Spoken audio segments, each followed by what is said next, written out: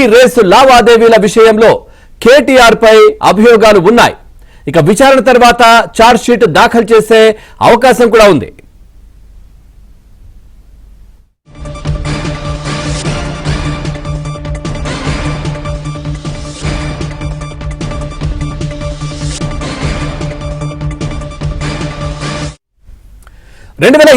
December 19 formula ఈ car రేసుపై ACB case కూడా నమోదు చేసింది. ఈ కేసులో A1 నిందితుడిగా కేటీఆర్ పేరును చేర్చింది ఏసీబీ. ఇక సుదీర్ఘ విచారణ చేసింది.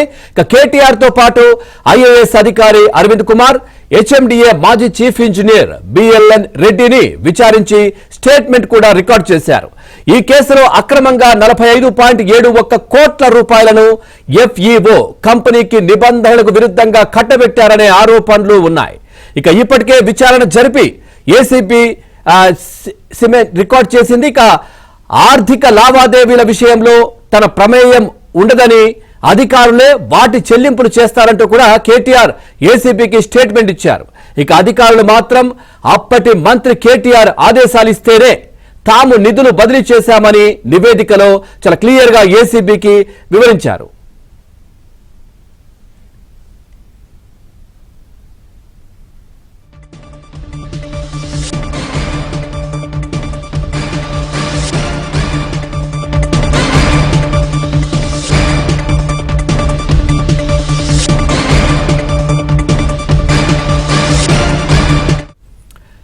మరోవైపు ఈ కార్ రేసింగ్ కేసులో ఏ విధంగా నిబంధనలు ఉల్లంఘించారో ఏసీబీ నివేదికలో పొందుపరిచింది. కేబినెట్ తో పాటు ఆర్థిక శాఖ అనుమతి లేకుండా ఎఫ్ఈఓ కంపెనీకి అక్రమంగా నిధులు మళ్లింపులు జరిగాయని ఏసీబీ పేర్కొంది. ఇక ఫార్ములా ఈ కార్ రేసింగ్ కేసులో A2గా ఉన్నటువంటి అప్పటి మున్సిపల్ అడ్మినిస్ట్రేషన్ శాఖ ముఖ్య కార్యదర్శి సీనియర్ ఐఏఎస్ అధికారి అరవింద్ కుమార్ 3 సార్లు విచారణ చేసినట్లు ఏసీబీ నివేదికలో పేర్కొంది. ఇక హెచ్ఎండిడబ్ల్యూ ఖాతా నుంచి ఎఫ్ఈఓ కంపెనీకి నిధులు మళ్లింపుపై తన ప్రమేయం లేదని అరవింద్ కుమార్ తెలిపారు. వాట్సాప్ ద్వారా ఎఫ్ఈఓకి నిధుల విడుదల చేయాలని అప్పటి మంత్రి కేటీఆర్ ఆదేశాల మేరకే తాము ముందుకు వెళ్లామని అరవింద్ కుమార్ వాంగ్మూలమిచ్చారు. ఇక 45.71 కోట్ల నగదు ఇండియన్ ఓవర్సీస్ బ్యాంక్ ద్వారా బ్రిటన్ పౌండ్స్ రూపంలో చెల్లించామంటూ కూడా అరవింద్ కుమార్ తన వాంగ్మూలంలో పేర్కొన్నారు.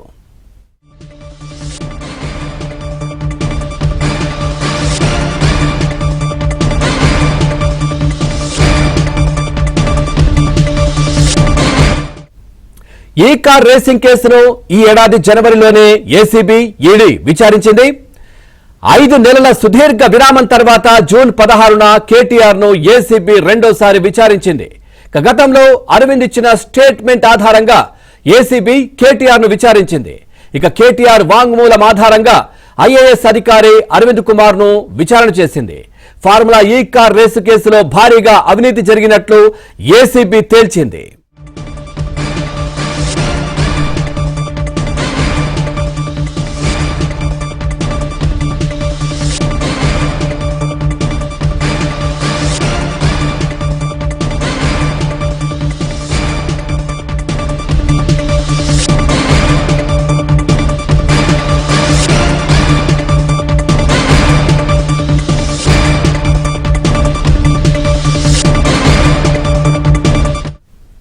బ్రేకింగ్ న్యూస్ చూస్తున్నాం. ఫార్ములా ఈ రేసు కేసులో కేటీఆర్ విచారణకు గవర్నర్ ఆమోదం తెలిపింది. కేటీఆర్ ప్రజాప్రతినిధిగా ఉండడంతో విచారించేందుకు గవర్నర్ అనుమతి కోరుతూ కొద్ది రోజుల క్రితం ప్రభుత్వం లేఖ రాసింది. దీనిపై గవర్నర్ అనుమతి ఇచ్చారు.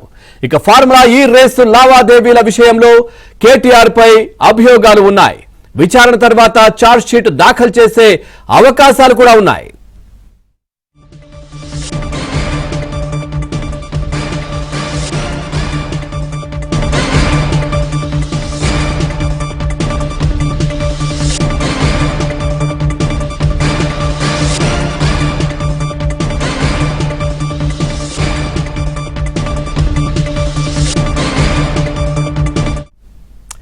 ఇక ఈ కేసు డీటెయిల్స్ లోకి ఒకసారి వెళ్తే కనుక 2024 డిసెంబర్ 19న ఫార్ములా ఈ కార్ రేసుపై ఏసీబీ కేసు నమోదు చేసిన విషయం తెలిసిందే. ఈ కేసులో A1 నిందితుడిగా కేటీఆర్ పేరును చేర్చిన ఏసీబీ సుదీర్ఘంగా విచారణ చేసింది.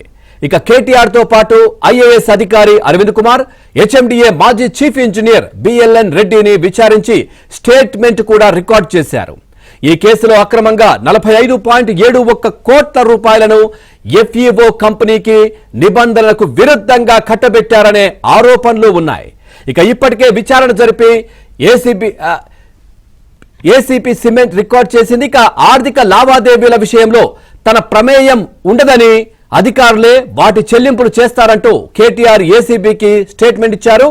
అధికారులు మాత్రం అప్పటి మంత్రి కేటీఆర్ ఆదేశాలు ఇస్తేనే తాము నిధులు బదిలీ చేశామని నివేదికలో ఏసీబీ పేర్కొంది.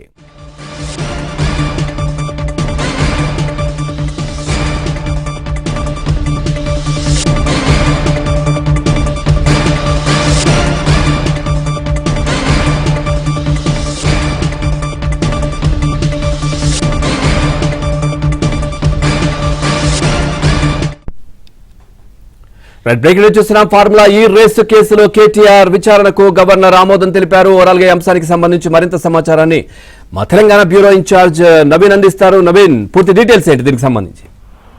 సో ఇది ఒక కీలక పరిణామంగానే చెప్పుకోవచ్చు. జూబ్లీహిల్స్ ఉప ఎన్నికల ఫలితాల తర్వాత ప్రభుత్వం అంటే ఇప్పటి వరకు అంటే ఇటు కాళేశ్వరం ప్రాజెక్ట్ లో అవినీతి కావచ్చు, లేదంటే ఈ ఫార్ములా ఈ రేసే కావచ్చు, లేదా ఆ ఫోన్ ట్యాపింగ్ కేసే కావచ్చు, విద్యుత్ కొనుగోలులో అక్రమాలే కావచ్చు, ఇలాంటి కేసులకు సంబంధించినటువంటి విచారణలు అన్ని జరిగాయి. కానీ ఎక్కడ కూడా చర్యలు తీసుకున్నటువంటి దాఖలాలు లేవు. అయితే రేవంత్ రెడ్డి సర్కార్ ఒకవైపు పాలన మీద దూకుడు పెంచుతూనే మరోవైపు ఈ కేసుల విషయాన్ని భూ దులుపాలనేటువంటి ఆలోచనతోనే ఉన్నట్టుగా తెలుస్తుంది. సో దానిలో భాగంగా ఈ ఫార్ములా ఈ రేస్ కు సంబంధించి అంటే అప్పట్లో ఈ వ్యవహారంలో క్విడ్ ప్రోకో జరిగిందని చెప్పని ఏసీబీ గుర్తించింది. ఈ వ్యవహారంలో హెచ్ఎండిఏకు 75.88 కోట్ల రూపాయల నష్టం వాటిల్లింది.